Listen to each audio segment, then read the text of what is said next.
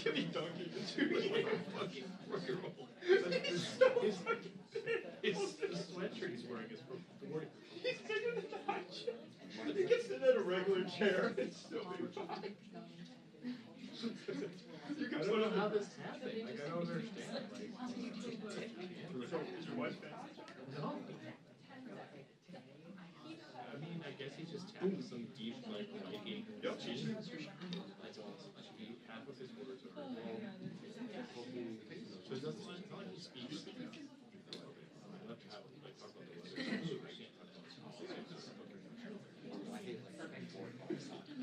Your wife? That was her first name. So she speaks my mother-in-law speaks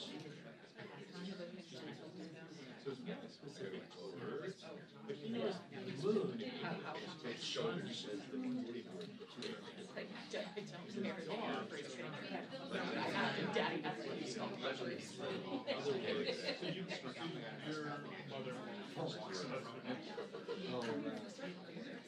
So she's playing with him. So what she's done, he's switching her ball. It's actually going on.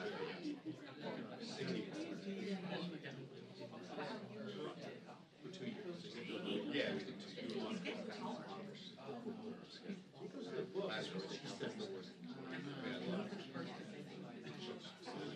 So he's going to be a smart kid. I hope so.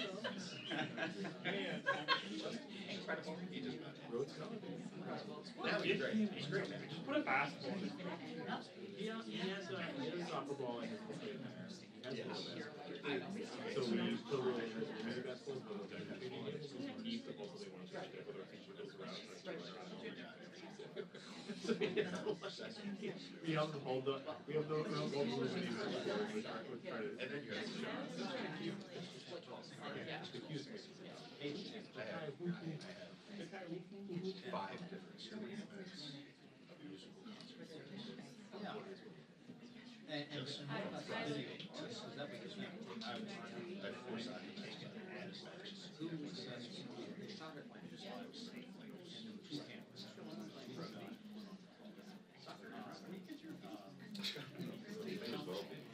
They're South American. So my middle son is a freshman in math and They can all.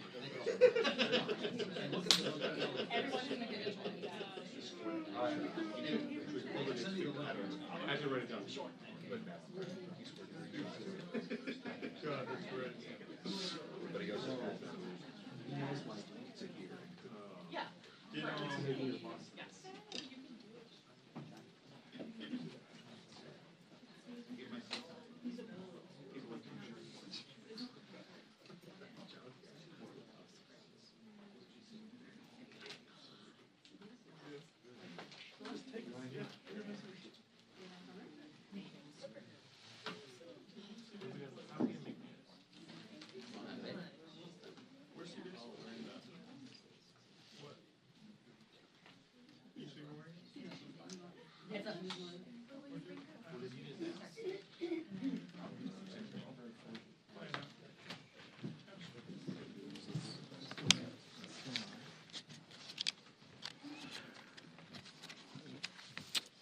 Good morning, everybody. Welcome to day 16 of the Democrat shutdown. The Schumer shutdown is very real and very painful for real Americans. We're going to share a little bit about that situation with you this morning and then get an update on one specific segment regarding Homeland Security and what that's doing for the security of our country. If you're keeping count, 9 times now, 9 times the Senate Democrats have voted to keep the government closed. All the House Democrats except one voted September 19th to shut it down. So this is 10 total times now that Democrats in Congress have voted to close the government. And we know what that means for real people. We know what it means for our troops and our Border Patrol agents and TSA agents and air traffic controllers and everybody who relies upon services around the country. It's very real. And so today marks yet another day of American families feeling the very real personal and economic strain of this reckless decision that our Democrat colleagues keep making. They want the United States government to remain closed, and they seem not to care about the pain that it's causing. They have offered no plan. They have offered no strategy. They have offered no common sense path forward for ending this situation. And so many of you have asked all of us, how will it end? We have no idea. It's up to the Democrats, and they have to decide it. And judging by their outrageous behavior, the Democrats appear perfectly happy to keep the political theater going while real people suffer. And that's why House Republicans made the responsible decision for our members to spend this week in their districts working for the people. They're helping their constituents. They're helping the American people navigate the mess that the Democrats have created. Staying back to work with our constituents was a decision that we made very thoughtfully and we made collectively as a group, House Republicans. We have so much of that work to do. That's not some talking point. It's not some strategic tactic. We made that decision out of urgent necessity. So I want to highlight here just this morning, just very briefly, just a couple of examples, a small sample of some of the very important work that House Republicans are doing on the ground right now to help Americans through this difficult time. In the state of Michigan, for example, our members are sitting down with veterans, men and women who risked their lives for our country, and they're struggling now because the services they depend on, health services, for example, have come to a halt thanks to the Schumer shutdown. So in Michigan, our Republicans from the House are there working through those situations. In Texas, many of our Republican colleagues have met with some of our brave Border Patrol agents down on that southern border who are still reporting for duty without a paycheck. In Montana, Congressman Ryan Zinke helped park rangers who are keeping the parks open as best they can for families and travelers, even as they themselves go without a paycheck. Across the Midwest, we have members who are meeting with local and regional airports to hear firsthand how furloughs and blocked paychecks there are hurting the people who keep our skies safe.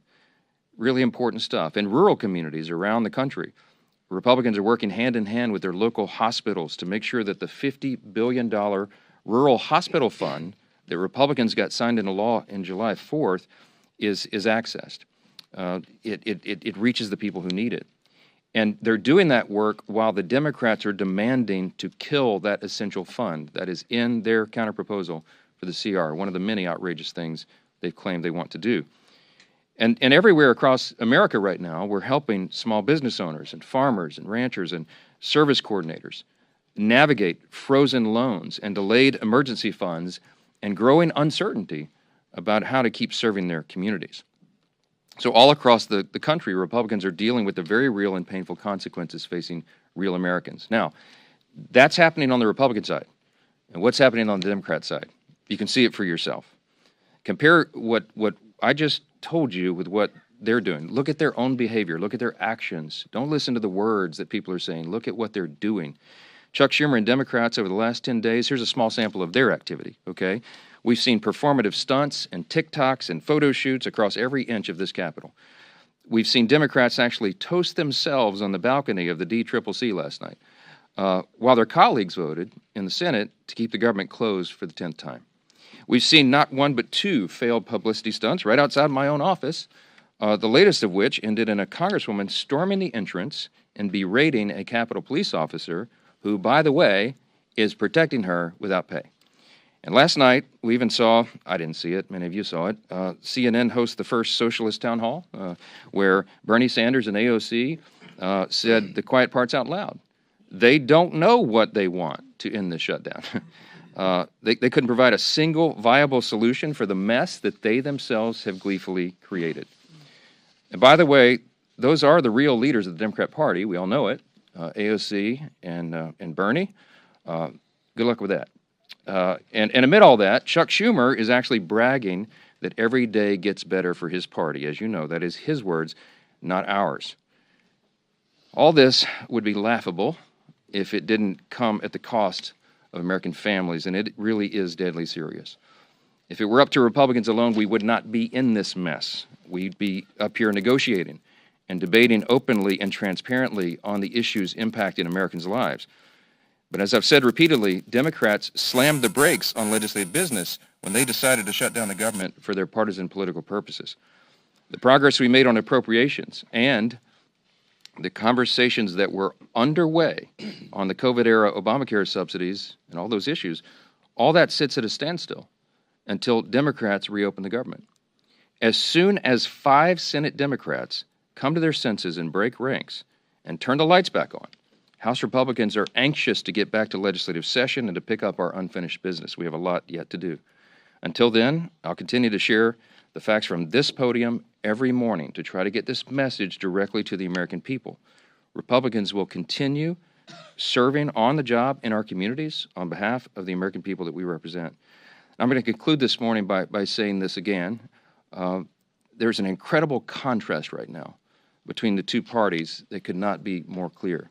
As we say here every day, this is not your grandfather's Democratic Party. It truly has become the far left, Marxist left, that are running that whole operation. And it has real effects on real people. And I just want you to, I'll highlight again the split screen of what we're seeing. In America right now, there are two diametrically opposed visions for the country, and you should look at the actions of elected officials and not their words. And what are the actions? President Trump and Republicans are delivering for the American people. We have cut their taxes. We are removing red tape and regulations to get the economy humming again. We have ended the border crisis, virtually 0 crossings in the last 4 months under President Trump. We are ending the crime crisis around America, taking heroic measures to make sure that happens. We're cutting fraud, waste, and abuse out of government and making government more efficient and effective for the people. And right now, President Trump is resolving international conflicts, restoring peace through strength around the globe. That's just a small sampling of what's been done by Republicans in the last 9 months. And what have Democrats done for the last 9 months? On the split screen, look at the other side. They've shut down the government. I mean, I don't know what else to say. Put all the gimmicks and the talking points aside and look at the indisputable facts and evidence of what is happening right here. There could not be a stronger contrast between the two parties. And I don't know how more simply we can say that. With all that, I'm really happy to introduce our good friend from New York. Chairman Andrew Garbarino is the chair of our House Committee on Homeland Security, and he's here with us this morning to tell us a little bit more about the grave consequences of the Democrat shutdown on America's national security. It could not be more serious than it is right now. Andrew, go ahead. Thank you, Speaker. Sure. Thank you, Speaker, and Leader Scalise and Chairman McClain. Thank you all for being here today. The Senate Democrats' decision to shut down this government for cheap political points lacks any common sense and is undermining the Department of Homeland Security's core mission, as well as the people tasked with upholding it. Nearly 95% of DHS's workforce is considered essential, and that's rightfully so. But that means they're at work right now, and they're not getting paid. More than 63,000 CBP personnel, including U.S. Border Patrol, are continuing their steadfast commitment to securing our borders. More than 61,000 TSA personnel are continuing their mission to protect the traveling public and keep the skies safe. More than 8,000 Secret Service personnel are still carrying out their no-fail mission to safeguard our nation's leaders. More than 49,000 U.S. Coast Guard personnel are serving to protect our maritime borders. I'm grateful that President Trump and Secretary Noem are taking steps to ensure that the Coast Guard personnel are getting paid, just like our military during the shutdown. And I appreciate the department's continued work to support frontline law enforcement officers. I think, though, it's also very vital that we ensure that TSA security officers are compensated as well. Just because the government shut down doesn't mean people aren't still flying. We owe all of these men and women at DHS a debt of gratitude for their continued service. But the shutdown is not just about personnel. It's undercutting our Homeland Security posture. A lapse in government funding prevents DHS from moving forward with critical new investments that enable us to stay ahead of rapidly evolving threats. New contracts are put on hold, and proactive engagements with security partners are postponed. Shutdowns also disrupt the disbursement of vital grants from the Homeland Security Department to our state and local law enforcement partners. This undermines preparedness efforts and makes our communities less safe. Voting against the CR also, the Democrats have allowed crucial DHS authorities to expire. One of those is the Cybersecurity Information Sharing Act of 2015. Without that, 90% of our critical infrastructure is owned by private companies. They can't communicate with us right now. They can't tell us when there's a cyber attack because this lapsed. Every second we go without the ability for them to share that information makes us less safe. They've also the counter drone authority has also lapsed. That was in the CR. Without this in place, agencies may not be able to swiftly take down malicious drones before they threaten U.S. airspace. There are dozens more. In short, this shutdown is making our country less safe, and I implore Senate Democrats to do the right thing and reopen the government now. With that, I would like to bring up Leader Scalise. Thank you. Well, you just heard a very stark, grim reality from Chairman Garbarino of what Chuck Schumer's shutdown is doing to our nation's ability to protect the homeland. The Department of Homeland Security is one of the most critical in terms of our ability to keep Americans safe here at home. And they're doing incredible work. And, fortunately, like Chairman Garbarino said, 95% of the employees are deemed essential, but they're on the job not getting paid. But beyond that, he also pointed out grants are not going out. The sharing of information on things like cybersecurity is not happening. These are real devastating consequences of Chuck Schumer's shutdown. And nobody on the Democrat side can still articulate the reason why they're doing it beyond the obvious. And the obvious reason is Chuck Schumer being scared for his political future. Scared from who? From AOC. And last night, as the speaker mentioned, we saw two of the Democrat Party leaders, Bernie Sanders and AOC, at a forum, town hall, whatever you want to call it, on CNN. And they were laughing, they were guffawing like it's some kind of game. In fact, when AOC was pressed to say, what is it that y'all are shutting the government down over? She couldn't even give an articulate answer. This is what she said, quote, "I think we need to see ink on paper. I think we need to see legislation. And I think we need to see these things passed on the floor of the House and Senate and signed by the president." Can anybody tell me what she's talking about? I mean, they filed an alternative bill that everybody knows is not serious, $1.5 trillion in new spending to do, among other things, to gut the rural hospital fund, the $50 billion that we put in place, the largest investment in rural hospitals in our country's history. They want to gut that to give free health care to illegals. That's not going to happen, and that's not a serious proposal. But in fact, when you get back to the heart of the question, and that is Chuck Schumer fighting for his political life in New York, they did ask AOC that question. Are you going to primary Chuck Schumer? And she laughed, and Bernie tried to bail her out of the question, but ultimately she wouldn't give a direct response to that, because that's really what this shutdown is about.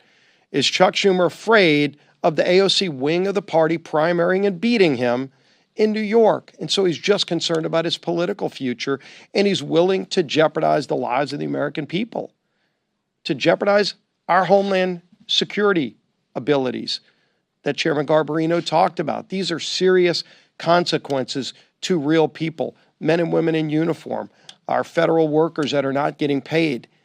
All for what? For the gibberish you heard last night? They cannot articulate even what they want. We presented a clean CR that Chuck Schumer himself voted for in March. Very straightforward bill to fund the government and open it up just to give us more time to negotiate our differences. Very big differences that we have on policy, but we can't even get to those policy negotiations while Chuck Schumer is shutting down the government. So Senator Thune's doing a great job of trying to find a way to keep bringing the bills back up until one day just 5 more senators on the Democrat side come to their senses and say they're willing to get the government back open so we can resume those negotiations. And we stand ready. We've done our job in the House, and we're ready to get back to work. There's a lot of work stacking up, but while Chuck Schumer keeps the government shut down, it's hurting millions of real families across America. With that, turn it over to our conference chair, Lisa McClain. Thank you, Leader, and thank you, Rep. Garbarino, for being here and the work that you're doing on the Homeland Security. Here we are. Democrats have shut down your government now for 16 days. So I think we all want to know, what have the Democrats done with all this time on their hands, right? Well, let's see. They've posed for glossy photos outside the Capitol. They've screamed at Capitol police officers who, by the way, they are refusing to pay, right? They've jumped on TV to what looks like an audition to be the next radical in charge after Chuck Schumer. And now they're gearing up for their I Hate America rally this weekend. A rally where they'll cheer for chaos instead of country. So take note of what goes on at that rally. Take note of how they put Americans first, really. Now, let's contrast that with Republicans who are doing what we always do, and that is actually working for the American people. And let me give you some examples, and I know our speaker talked about this, but I think this bears repeating again. Pat Fallon, who was in Texas hosting a town hall. Congressman LaLota connected with more than 8,000 of his constituents in New York doing a teletown hall. Congressman Collins held mobile office hours in Georgia. Congressman Walberg in my home state of Michigan brought veterans together in Michigan to tackle problems right now with the VA. Congressman Zinke actually rolled up his sleeves, literally rolled up his sleeves in Montana to help Yellowstone National Park to clean it up. That's the difference. One side delivers solutions and the other are showboats. Republicans passed a clean CR to keep the government open. No gimmicks, no tricks. We actually want to govern. We did our job. And then we got back to work for the people who actually sent us here. Democrats, they saw a shutdown as leverage, as a chance to push for more wasteful spending. And don't take my word for it. Look at what they want to do, $1.5 trillion. You should never use a shutdown as leverage for more wasteful spending. But that's exactly what the Democrats are doing. Well, I have news for them. It's not going to work. Republicans are united behind the work that we've done for the American people. We will not hand out government benefits to illegals on your dime. We will not repeal provisions that cut waste, fraud, and abuse. And we will not cave to Democrats' $1.5 trillion in spending. So it's time for the Democrats to wrap up the photo shoots, stop actually attacking law enforcement, and end the who's more radical contest. Let's pass our clean bill and get back to work for the American people who sent us here. Thank you. All right, time for questions. Chad, go ahead. Mr. Speaker, good morning. Good morning. I know what Republicans have said, saying the shutdown is because Schumer is afraid of Ocasio-Cortez. There have been questions to Ocasio-Cortez. Schumer saying, is this because you're afraid? Are you going to challenge in a primary? They deny that. I understand the tension here about the shutdown. Just because you're saying that that's the case does not necessarily make that true. When they deny that, why should we continue to say, okay, it's because they're worried about their left flank, or Schumer's worried about Ocasio-Cortez challenging him in a primary? Well, look, I'll be intellectually consistent, tell you don't listen to what politicians say, look at the actual evidence. I can put on my evidence here.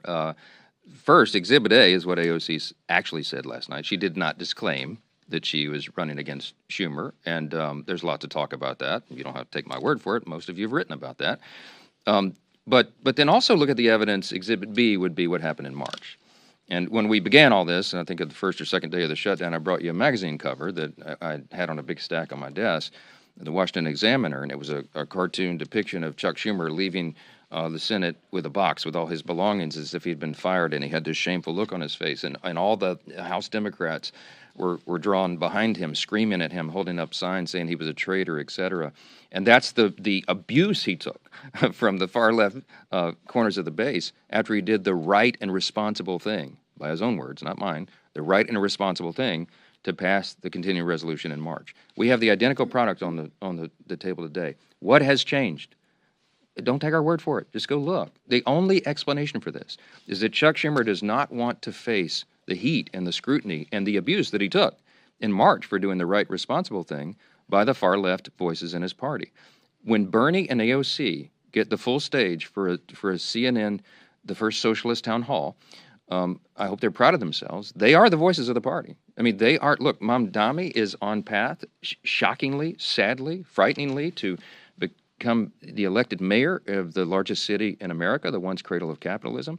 There is a Marxist rise in the Democratic Party, and the old guard, and I'm saying old guard. Chuck Schumer's been here for 44 years, okay? He is not the flavor of the month. And he knows that he's going to get a challenge. If it's not AOC, it'll be another disciple of Mamdani or somebody like that. They all know that. Ask Hakeem Jeffries why he has not openly endorsed Mamdani for the mayor of New York. He's in a real bind. Because Hakeem Jeffries, while he's a far-left progressive politician, he's not a communist. But you have to aspire, you have to say, you have to stand for the farthest left ideas, socialism, communism, Marxism right now, to be in favor in the Democratic Party. This is not your grandfather's Democratic Party. They wouldn't recognize it. And that's the dynamic that Chuck Schumer is dealing with, and that's why he's drawn the line right here. He had to show a fight, and everybody knows it. It is plainly on display. Yes. News broke this week of the racist Hitler-loving group chat among young Republicans, including Vermont State Senator, and then an American flag with a swastika was found in a Republican congressman's office this week. Are you worried about that extremist pro-Hitler sentiment among the party's young Republicans? No. Look, obviously, we roundly condemn any of that nonsense. And the Young Republican or the organization, whoever that, I don't know who any of these people are, I never heard of them. Somebody posted a photo of me standing next to these guys. We were in tuxedos. Obviously, I think it was at the inauguration, and people were just coming up and asking for selfies with 1,000 of them. I don't know. I've never heard of that person in my life. But whoever these young people are, and whatever they're saying, if it's true, we obviously condemn that. And the organizations involved are dealing with that. That's my understanding. With regard to the swastika thing, this happened last night. A Republican congressman, allegedly one of his staffers had something in the background or something in a Zoom. That's what I heard this morning. He says that that's not his, and there's a proper investigation ongoing, and the congressman did exactly what he should have done, and that is report it. It's under investigation, and I can't comment on it any further until that's done, but I will say, obviously, that is not the principles of the Republican Party. We stand for the founding principles of America. You want me to articulate them for you right now? Individual freedom, limited government, the rule of law, peace through strength, fiscal responsibility, free markets, human dignity, the things that lead to human flourishing. We have stood against that. We fought the Nazis. We defended that evil ideology. We roundly condemn it, and anybody in any party who espouses it, we're opposing that. I don't know how else more simply to say that. Yes, sir. Back on the shutdown, Leader Thune has offered Democrats a vote by the end of the year on Obamacare subsidies. Would you be willing to make the same commitment to sort of ease the shutdown? Let me tell you what happened yesterday, because I met with Leader Thune, and he offered to Chuck Schumer a vote on Obamacare subsidies, and Schumer said no. that happened. Asked Leader Thune about it, because they wanted a guaranteed outcome. Here's why we can't do that. Let me say this very clearly and for everyone again. Okay, the Obamacare subsidy issue is not the issue of today. It is in a subsidy that expires December 31. We were always planning to continue the debate and discussion about that issue in October and November. Ironically, Democrats are taking the time off the clock for us to do that. It's a very complicated, complex matter. There are no income caps on that. By the way, did you know if you're a hardworking taxpayer, middle-class earner, and your family's struggling to put food on the table, did you know that you are subsidizing wealthy people's health care with that subsidy? You probably didn't. Premiums have risen by some estimates 60% since Obamacare was enacted into law in 2010. There's no way to repeal and replace it because it's too deeply ingrained right now. We have to improve it. Republicans are the ones with the ideas to increase access to care, the quality of care, and bring down the cost. Not the Democrats. They're the ones that gave us this problem, and they're the ones that have made it so expensive. Now, we have 535 members between the House and Senate. There's a lot of people in this deliberative body here. That's a very complicated issue. It's not something that 4 people can go into a back room and guarantee an outcome on. It can't be done. It was not possible to be part of the CR, and it is not feasible. It's not appropriate to be on the CR. We require the member-driven consensus process here, and that's what's necessary. So it's not possible for Leader Thune to guarantee to Chuck Schumer some outcome on that because we haven't finished those deliberations. I mean, that's just as simple as it is, and all of you report on the Hill all the time. You know how the process works. So when Leader Thune offered Schumer a vote on the ACA, on the subsidy, without guaranteeing an outcome, Schumer said, nope, No thanks, we'll keep it closed, because by the way, remember, every day of the shutdown gets better for us, as Chuck Schumer said, okay? It's not getting better for the American people. Will you Thank not you. commit to holding a vote on ACSO? No, I didn't say that. I did not say that, Reed. I said none of us can guarantee an outcome on that. I have said consistently all along, this is part of the deliberative process. We're going to debate and discuss that. And there are debates and discussions going on our side of the aisle and on theirs, but to get everybody together and build that consensus is not possible until we get the government operating again and we stop holding. I get very upset about that. We stop holding the American people hostage for these ridiculous political games. People see what's going on here. We should not have Border Patrol agents not paid right now because Chuck Schumer wants to pay political games to cover his tail. I don't know how much more simply to say that, and every single one of you know that's exactly what's going on.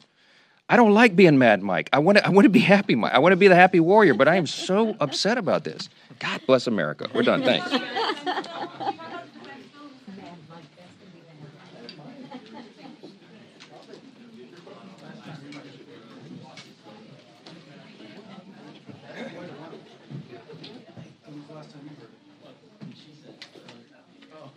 Posing for glossy photos.